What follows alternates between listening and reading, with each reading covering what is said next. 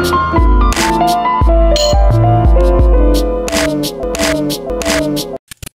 what's going on guys? In this video I'm doing a review of the HTC Google Nexus 9 tablet. Now starting off with the dimensions, what we have here is 228.2 by 153.7 by 7.9 millimeters. And weighing in at 425 grams, it feels pretty okay for its size. Nothing too light, but just okay. And do keep in mind that this device is not dust and water resistant. Going over the body, starting at the bottom right, we have the microphone, a micro USB 2.0 port, and moving over to the left we have nothing at all, and over on the top we have a Wi-Fi adapter, and no, it's not an LED light, a 3.5mm headphone jack, and over on the right we have the power button and volume rocker buttons, which are almost non-existent. You have to really press hard to make them do anything at all. It's kind of disappointing how poorly constructed they are. The physical design, however, is rather attractive to look at. It looks like a giant Nexus 5 smartphone. And this texture here at the back makes it very comfortable to hold. It's pretty respectable in terms of comfort and appearance. It's very sleek also at the front. Inside is a 6700 mAh non-removable battery, and in 3 days 16 hours it was able to get a screen on time of 4 hours and 53 minutes.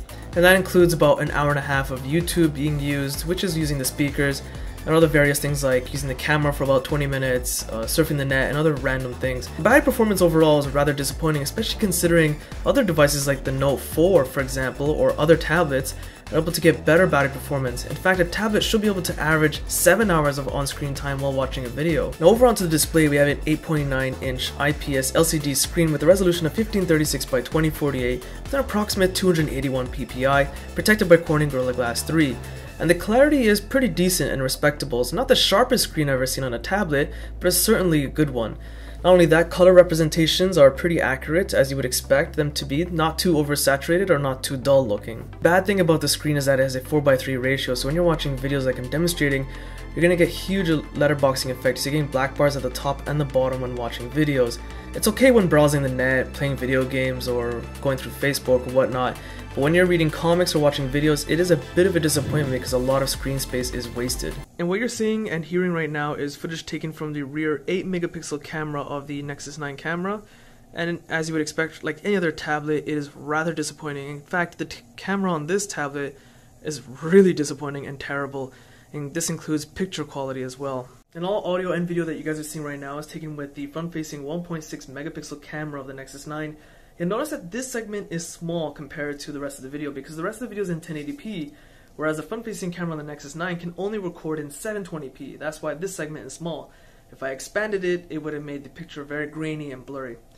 I have to admit that it's okay, as you would expect from my front-facing camera, but the rear camera, even for a tablet, is rather disappointing. Packed inside, you are getting 2 gigs of RAM. The processor is an NVIDIA Tegra K1 dual-core processor at 2.3 GHz, and keep in mind this is a 64-bit processor. As for the GPU, I have a 192-core Kepler, and in terms of playing the top graphic Android games, it is a pleasure. It's always smooth and always fast, of course, as you would expect from NVIDIA parts running inside. Not only that, playing the top Android graphic games for over an hour never seems to make the tablet overheat at all. It seems to stay relatively cool. It's quite impressive actually. General multitasking and navigating the Android system itself is amazing. Despite it only having 2 gigs of RAM, this tablet never seems to lag at all. This is probably thanks to Android 5.0 being so snappy. In terms of connectivity, you have GPS Wi-Fi, which supports A, B, G, N, and AC connections, Bluetooth 4.0, micro USB 2.0 port, and of course an NFC chip. Now do keep in mind there's no IR blaster inside, which isn't a big deal, but a major problem here is that it doesn't support Mirrorcast.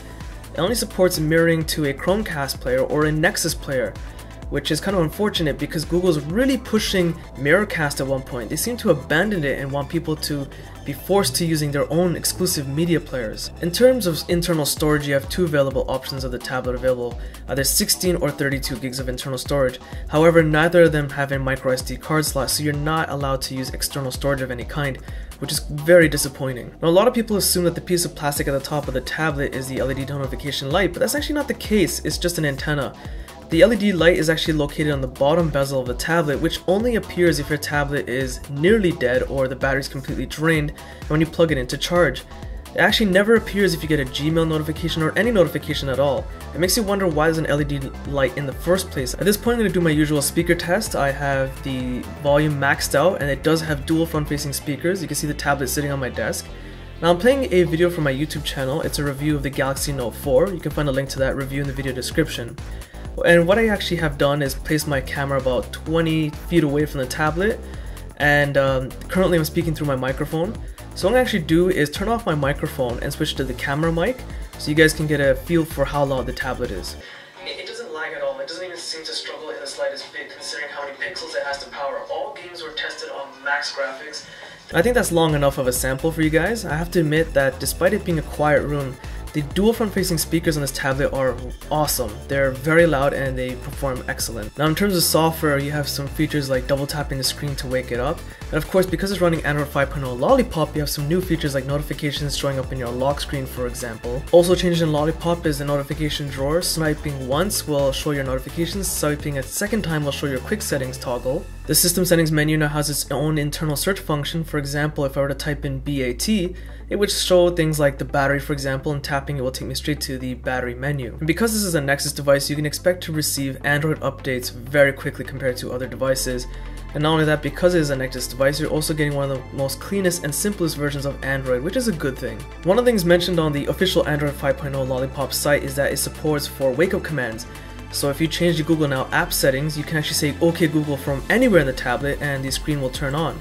So let's do it from the screen turned off. OK Google. OK Google. Alright, let's try it from the lock screen. OK Google. OK Google.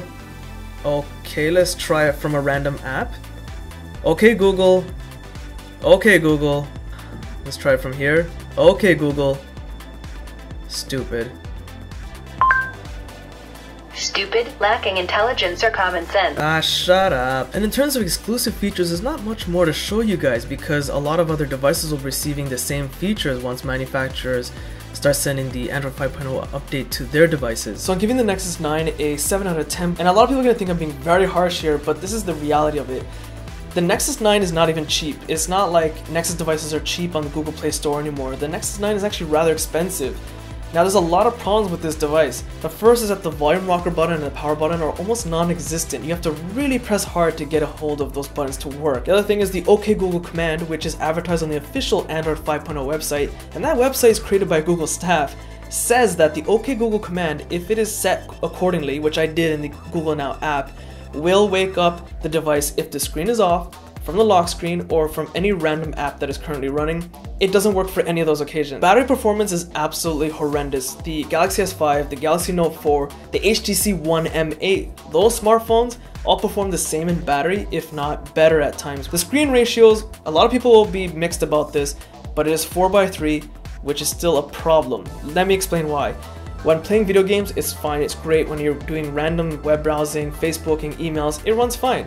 But let's face it, when you're watching a video, you're going to get a lot of letterboxing effect. Those black bars are going to be huge. And let's face it, if you go to the airport and everyone, well, almost everyone has a tablet nowadays, what's the number one thing they're doing at the airport or on a plane? They're watching videos. There's no micro SD card slot, so if you're stuck with the 16 or 32 gig model, that's all you get. And as mentioned about the LED light, there is one available and working, but it only works when the battery's nearly or completely dead and you plug it into charge, then it turns on. Otherwise, it never turns on. So the Nexus 9, it performs great with multitasking.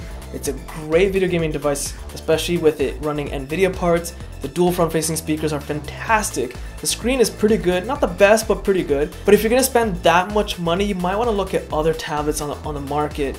There's nothing really amazing about the Nexus 9 that stands out. So that's my review. If you guys want to see a comparison to the Nexus 10, Nexus 7 from 2013, a whole bunch of other videos, be sure to check out my video description and you can find links to those videos there. Also, be sure to check out my Facebook, Google+, Twitter links, also in the video description.